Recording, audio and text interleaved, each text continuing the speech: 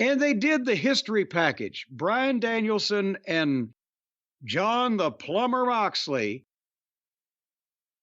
The history package is supposed to kind of bring you up to date and explain the issue, why these guys are fighting, what they're mad about, what they're going for. Well, it recapped everything that has been done, but there was still no explanation of why that. What's Moxley talking about? Why did he do this to Danielson? Why did it have to be this way, or it didn't have to be this way? Or it's not our company anymore?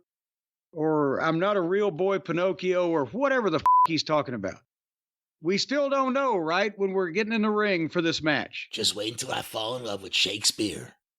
He wouldn't be able to muddle his way through all the words.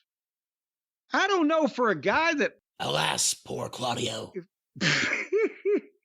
For a guy that acts like he has brain damage in a number of ways, he does have an extensive vocabulary. That's why he hates Danielson. He introduced him to books. It polluted his mind. So, did you notice that when they had Moxley enter through the bowels of the Tacoma Dome, they walked past a merchandise stand that was so empty they didn't even bother to turn the lights on? What the fuck? Hey, can I say something real quick here at the top? Please do. Right at the top. You know, you started calling him the plumber early on, and there was a while where he was just completely out of shape. It didn't look like he was working at it all. He did not look like a professional wrestler that would be as intimidating as his character should be or wants to be. He'd given up on life, yes. And I'm also not advocating for steroids. I'm not saying that steroids are the answer for everybody or saying that people are necessarily on them. But Moxley came out here with a new physique. I was about to say, he looked like he was on a health program of some type. He wasn't the pale, fleshy plumber that he was of some time back. And he shaped his facial hair a little differently. It stood out, but also, again, for the first time ever, he had fucking veins bulging on his biceps. I've never seen that on Moxley ever. So I've seen a few veins bulge on his head and neck. That's the only thing I'll give him credit for with this whole thing. If he's going to act like, and if he's going to be this badass character, he has to look it, and he's starting to look it. So the work's not there. That's the thing. He looks like a wrestler now, but the problem is he still wrestles like shit. And he still has these delusions and these choices he makes where, maybe is it the bank-addicted drug robber that's writing his material now because he expressed his admiration for that guy? He's the man. Just wait until he puts out a book of poetry. He has to. Much of Moxley in each of these. So then we hear the final countdown for possibly the final time. And he makes the entrance, and he's up on the turnbuckle as Bryan Danielson, and the fans are ready to sing, "It's the final count." But before they get there, Moxley jump starts it, and they go to the floor. And they have a big fight on the floor. But the final countdown is still playing, and the fans are chanting yes, and Moxley is choking Danielson with a camera cable, but then Danielson starts choking Moxley, and Marina Shafir jumps up on Danielson's back, and Moxley stops Danielson, but now the fans are singing the song while Danielson is getting beaten up because they don't want to miss the opportunity to sing the fucking song. And this is the last time. That poor band Europe, they have to cancel the vacation next year. Oh, fuck. And the timeshare? You think they're going to be able to get out of that? But so now, and then they get in the ring and the referee calls for the bell. Even if they're going to do that, why don't they just do it once in the course of the night? It's every fucking match. And again, the people love Danielson, so they were with this. And Danielson has a way about him of keeping people's attention, even though someone else doing it might not be able to. But I'm sorry, go ahead. No, I've come to hate his matches, and we'll probably talk about it on the drive-thru because I got a lot of questions, and one of them was about a quote that I saw where he basically said, he doesn't wrestle for the fans. He just wrestles for the way he wants. It's like a selfish thing, and he recognizes it. And it's really hit me lately. His matches have become slow, plodding, unnecessary at times matches to me. Well, but while he's in there with Moxley, which is the most egregious offender, because Moxley's going to do his style. Moxley pile drives Danielson on the announce desk. He chokes him with the cable. They're not even trying to be, or not to be counted out, even though this is not supposed to be an anything goes match. It's the same fucking rules. It's the same, not lack of rules. It's the same shit that everybody's doing all night. And Moxley gets a long fucking heat that's not that scintillating. And Marina Schaefer pulls up the floor mats, and Danielson ends up backdropping Moxley on the naked concrete and making a comeback, but Moxley would take back over. They did the face-off, and they traded the forearms. I wrote, Danielson makes another comeback. More yes kicks. Please go home.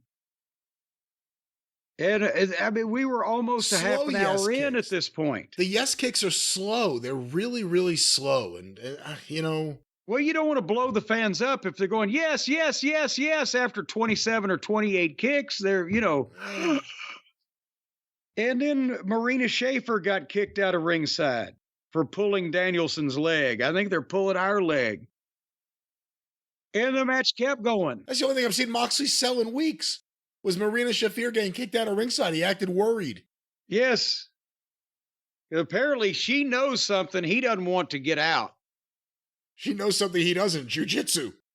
Do you think they're going to reveal that she's the one that's training him to beat all the Home Depot clerks? They haven't really explained anything about the relationship or why it just randomly started at all.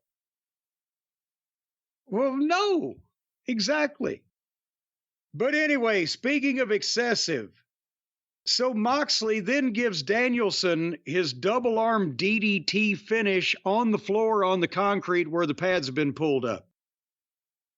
And then rolls him in the ring and covers him and gets a 2 count. And I'm like, what the? This is the guy who said, I need neck surgery by the end of the year.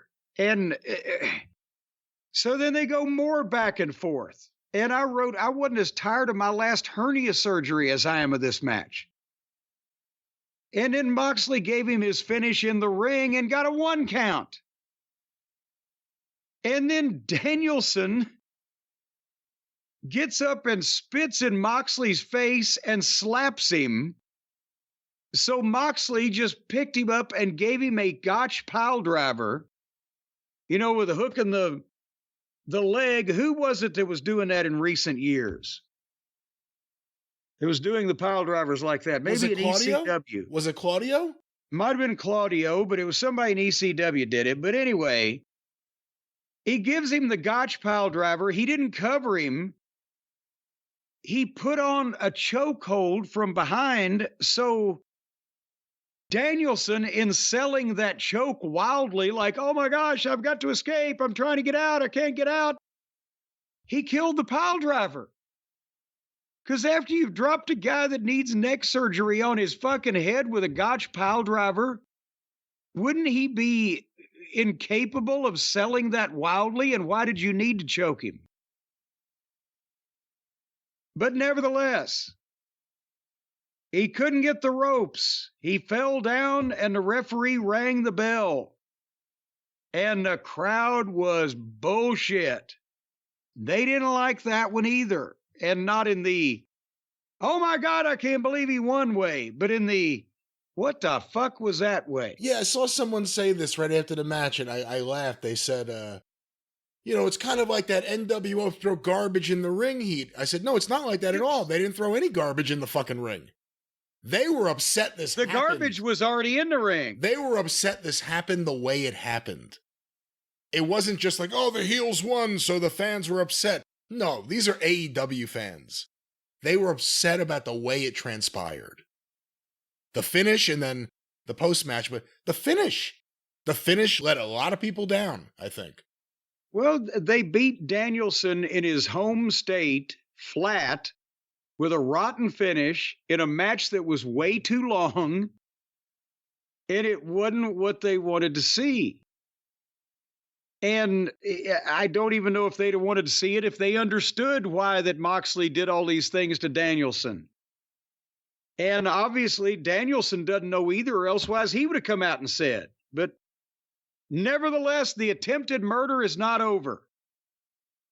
I think the only thing they killed was the town, but At that point, the fans were just upset after the finish and the way, again, it wasn't like a roll-up or anything. It was complete annihilation of Bryan Danielson with a choke. They were let down. I think what happened after it was what made a good portion of, from what we heard from some feedback and from what I felt watching it, that's where I was like, this is bullshit. What is this? well, and there maybe is one NWO comparison, because remember when the NWO beat up the WCW guys who were supposed to be the baby faces every fucking week, and they couldn't whip anybody? Maybe there's some correlation here, but so Moxley is now the new AEW champion. They didn't even elevate a young guy because they don't have one ready. They put it back on the worst pushed wrestler in the business today. And now they pull out the plastic bag and they're going to put the bag over Danielson's head again. But here comes Wheeler Yuta and Darby Allin, and they hit the ring, and all four of the heels scatter like cockroaches.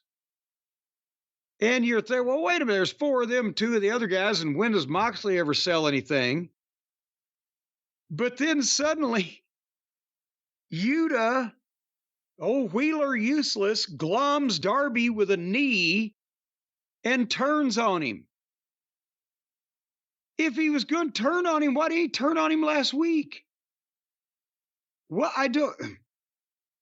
And then turn on him to become heel again. He was a heel who then suddenly was babyface because he didn't go along with the other heels, and now he's just a heel again. So it's not like this is any different than what he was. And he's a wishy-washy heel. And they duct tape Darby to the ropes in very sloppy fashion. But they duct tape him to the ropes, so then Moxley gives Wheeler the bag, and Wheeler puts it over Danielson's head. And security can't get in because they're playing King of the Mountain with them. And then here comes Private Party. Did you see what Moxley did to Private Party? Oh, no, I missed that. Here came Private Party, but out on the floor, Moxley front face locked both of them. Oh, I did see that. Yes, I did. Yes. And he drug them over to the railing and had neutralized both these motherfuckers, one under each arm. Maybe it was the fucking armpit BO. I'm not sure. So then Jeff Jarrett comes out and Moxley no-sells him and beats him up. And in the ring... You know who no-sold Jeff Jarrett more than Moxley? Did you hear Jim Ross on commentary? No, because I was watching this fiasco unfold. What would he say? I'm paraphrasing, but Jeff Jarrett, oh no.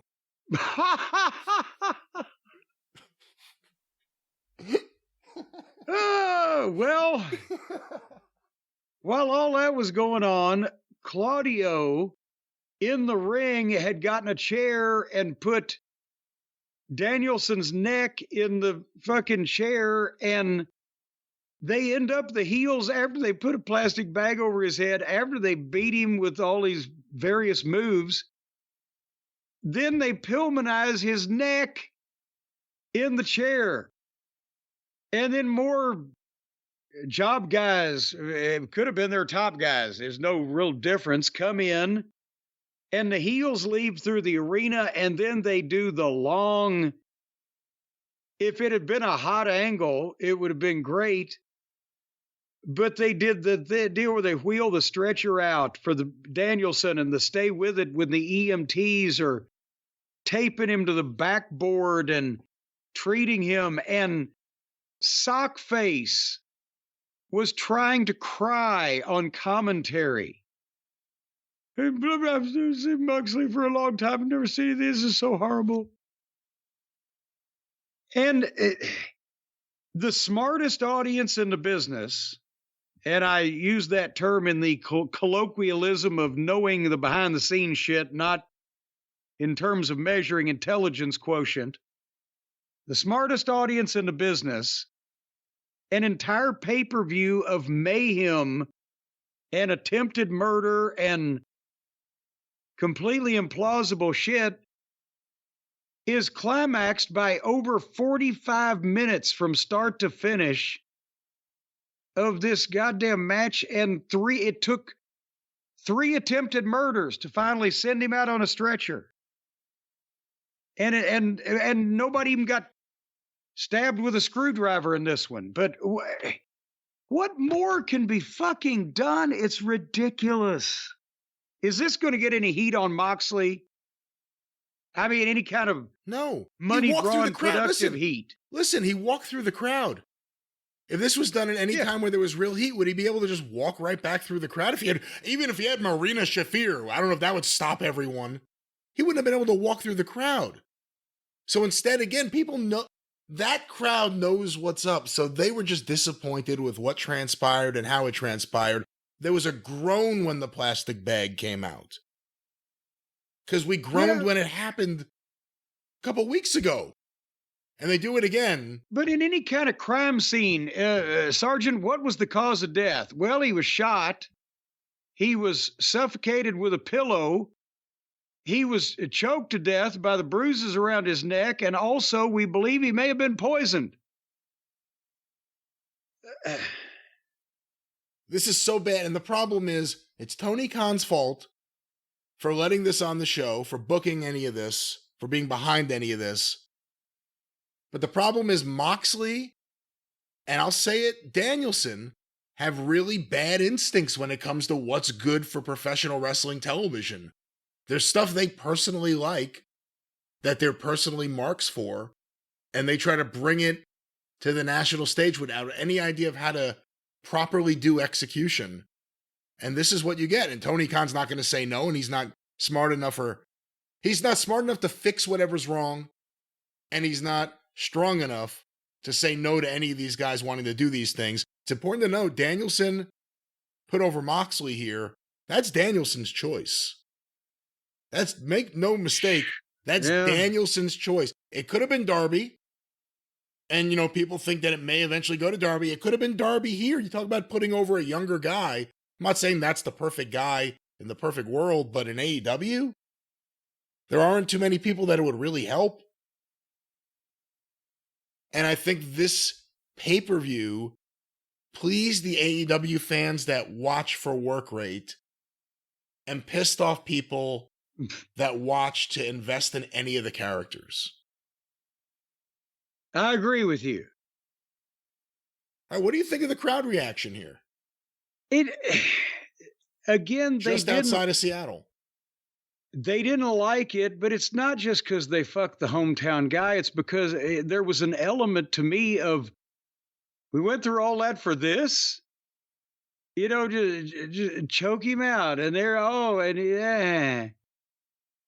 It better be Shane McMahon at this point behind this. But where would Shane be? What landmark event does it take now to get Shane to show himself if this wasn't the place to reveal him if he had anything to do with it?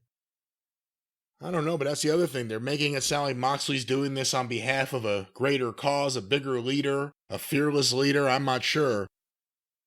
It has to be. If it's like some fucking indie guy, it's going to be a problem.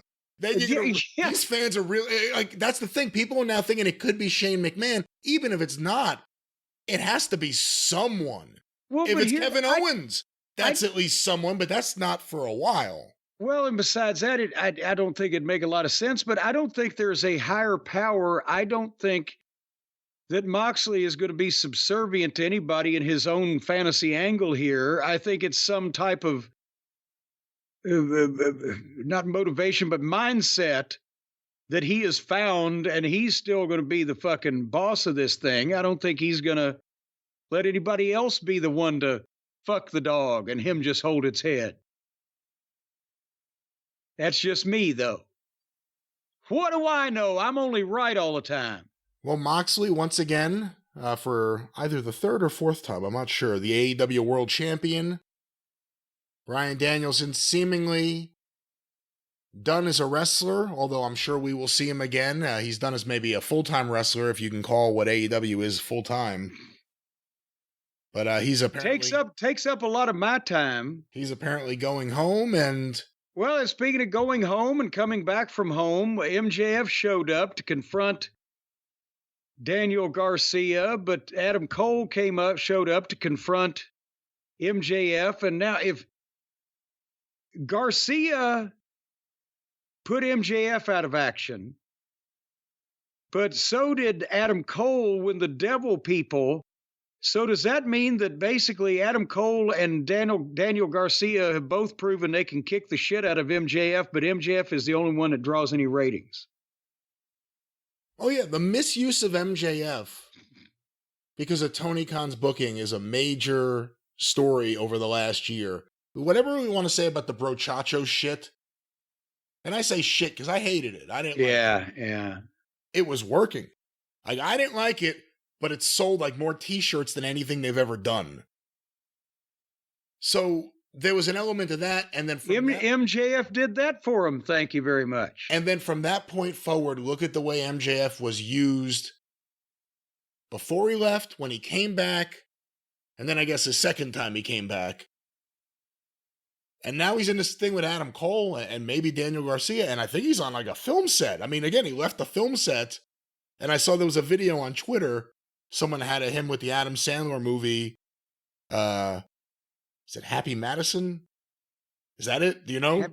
Happy Gilmore. Happy Gilmore. You're thinking of Holly Madison. She was the penthouse pet and concubine of Hugh Hefner. I think I was thinking of Billy Madison, the movie, but either way. Well, you'd be happier with Holly. Probably so. But where are we going now? Happy holidays. It was your story, and then you started talking about naked women and threw everybody off. But the point is, he's on a film set. I don't know how much. Is he going to be flying into Dynamite every week? Well, Tony's got a plane, but boy, if I was MJF, I'd say, you know what? Why don't you let one of these other motherfuckers hospitalize me? I'll be gone for another couple months, and I'll come back and let another one hospitalize me. You can get 6 hospitalizations out of me this year. As long as I can agree not to get Ray Phoenixed. You hear about that? Apparently Ray Phoenix, Tony's adding, was it 8 months to his contract? Oh, yes. Well, and we mentioned that, Jesus, it's not like that he was overworking them while they were under contract. He probably paid them per capita more money than most people have ever made per match, like he does the rest of these guys. So I don't really have a lot of sympathy at that level. Tony's not being a nice guy anymore. Imagine that. So one time he takes our advice and people get on him for it. He can't win. He really can't. No, well, he can't win. No, I'll agree with that too. But yeah, sometimes like a fucking maniac. Like a maniac out there with the Inokis. You're damned if you do and damned if you don't. He looked crazy out there with the Inokis. Absolutely batshit out of his fucking mind. If that guy came up to the police in a fucking Target parking lot, they would tase him. Well, you excited? One last question about all this. Are you excited? Are you filled with the jolts of electricity like you were tased at the idea of a Moxley and this heel stable of, well, just everyone he was doing stuff with already? Yuta and Claudio and Pac and Marina Shafir. Are you excited about this run? Is he, considering his lack of selling and everything else, the perfect guy? He doesn't sell anything, including tickets. Is he the perfect guy to be the top heel in the company right now? Well, good Lord. It's like the nicest guy in prison. Now he's got 4 men and a woman in his group that we don't know what the fuck's going on with and why they've suddenly begun acting this way and talking like this. But they've set up Darby Allin to be his next challenger. Maybe is this a short transitional Stan the Man Stasiak type of world title reign for Moxley? So, because they probably said, well, we don't want Darby to beat Danielson because they wouldn't say that because they're both baby faces. That makes too much sense. But I can't believe he's going to hold this thing for a long time. But now that he's got the strongest army in the company, don't they need to beef up the goddamn ass-kicking ability of the AEW babyface side? You got one group that's stabbing people with screwdrivers, and the other group that's fucking suffocating them. And what are the babyfaces doing? Rapping and fucking shooting videos. I think they need some ass kickers over on the babyface side.